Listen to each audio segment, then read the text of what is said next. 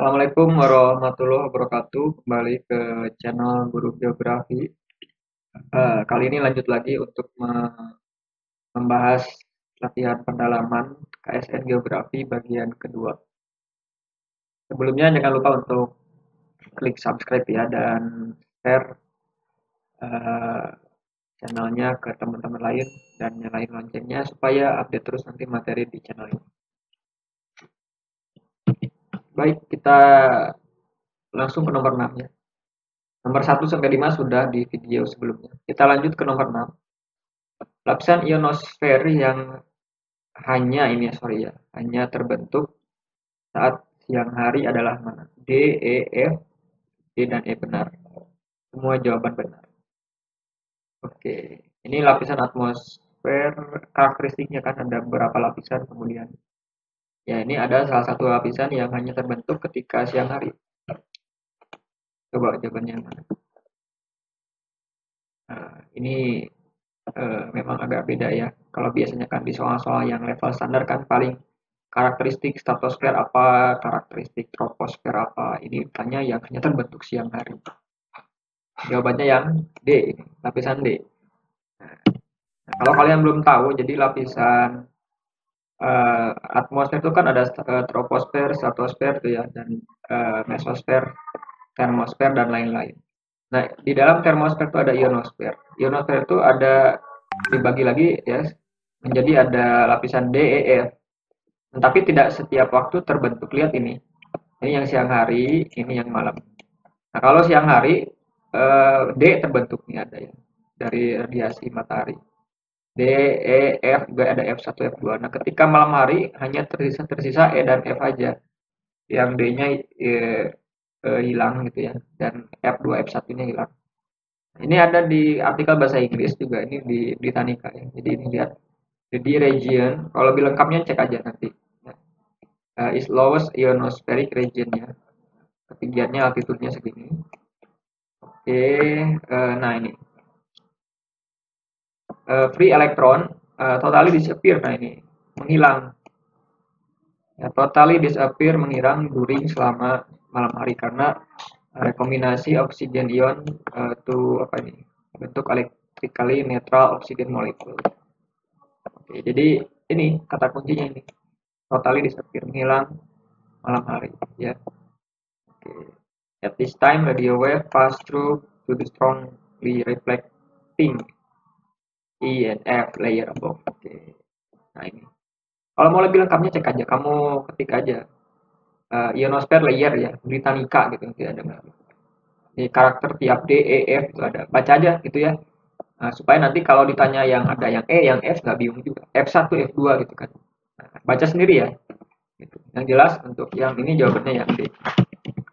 Nomor 7, Indonesia adalah negara dengan luas wilayah laut dan darat total 3.257.483 km persegi yang berbentuk kepulauan. Maka disebut juga Archipelago State, Lockland, Maritime State, Agriculture, negara adidaya. Ah, ini mah gampang lah.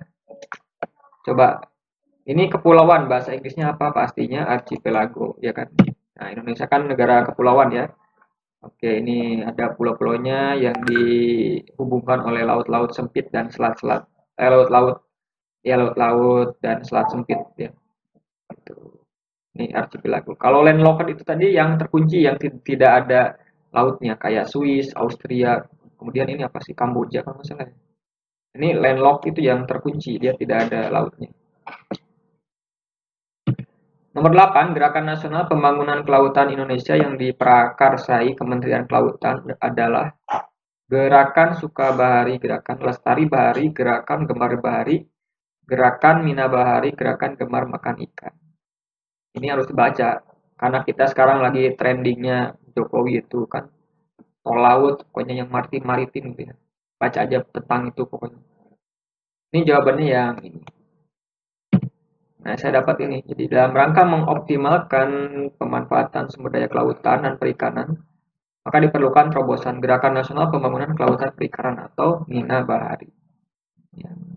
Misinya untuk percepatan implementasi pembangunan kelautan dan perikanan sehingga mampu mengatasi krisis ekonomi menuju Indonesia yang maju, makmur, dan lain-lain lah gitu. Jadi ini namanya.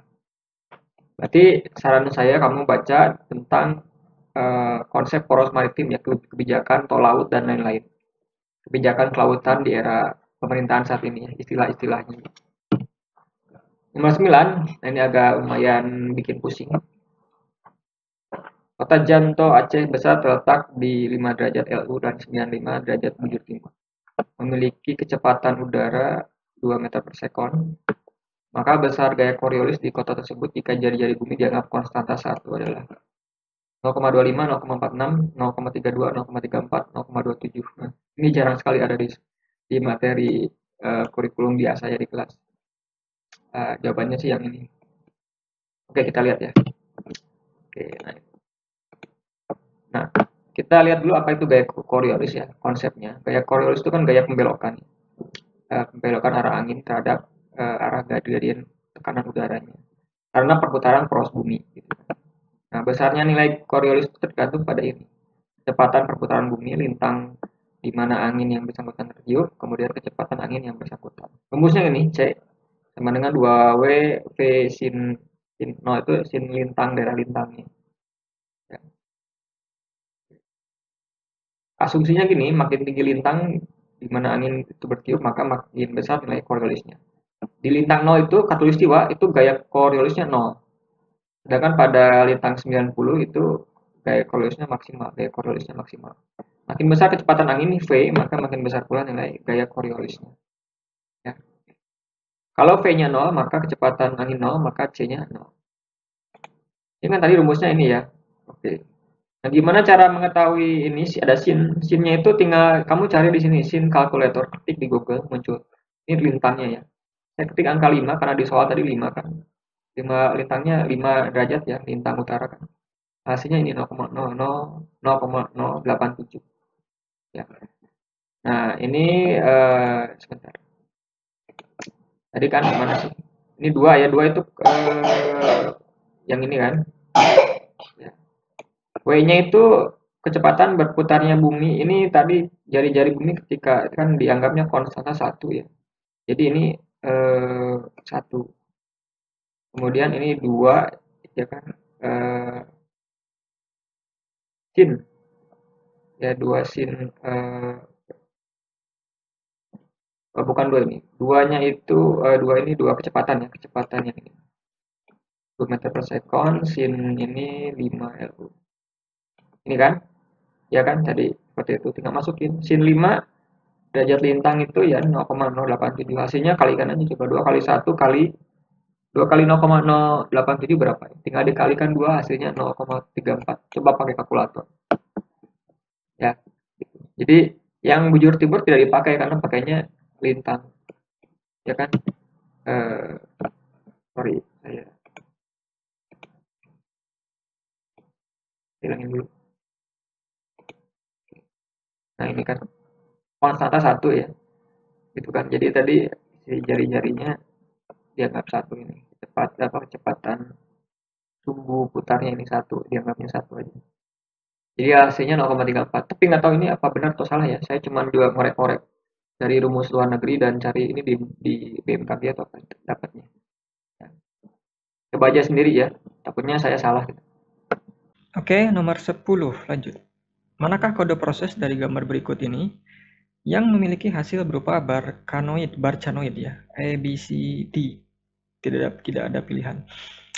Oke, ini siklus batuan. Coba dipikirkan ini prosesnya yang A, B, C, D. Nah, mana yang kira-kira memiliki hasil berupa barcanoid? Berarti kalian harus paham dulu apa itu barcanoid, ya kan? Kalau nggak tahu, ya bingung. Gimana? Apakah blank atau sudah tahu? Nah, harus cepat ya kawan anak OSN itu. Jawabannya yang nggak ada pilihan kayaknya. Ya, ini kan proses ya, lihat dari magma kemudian menjadi mengeras ya, solidification jadi batuan beku, kemudian kena tenaga eksogen jadi sedimen dan lain-lain. Barcan itu gumuk pasir. Barcan tahu? Nah, ini ya. Gumuk pasir ini kan hasil erosi angin, eolian proses. Artinya dia dari angin menerbangkan butiran-butiran pasir halus ya. Nah, dari mana pasirnya? Bisa dari sungai, kayak di Parangtritis, Parangkusumo, Yogyakarta itu dari sungai ya. Dia itu mengendap, kemudian kena angin ya, sampailah di sana di dekat pantai itu ya. Nah, itu proses eolian dan itu terjadi kan pasirnya itu dari sedimen ya. Jadi bukan dari batuan ini. Misalkan nih ada batuan metamorf berubah jadi ini ya, batuan metamorf jadi sedimen. Ya, ini enggak. Jadi si barcan ini terbentuk karena dari butiran halus gitu, udah jadi sedimen. Sedimen halus yang ke kena angin terbang sehingga kemudian mengendap di satu lokasi gitu ya. Bentuknya ya ini ada yang barcan nih contohnya ya, kayak bulan sabit tuh barcan. Yang lainnya ini bentuknya lainnya ada longitudinal, parabolik, star. Ini barkanoid ini tadi ya. Barkanoid itu yang kayak bulan sabit tapi kayak ombak gitu ya.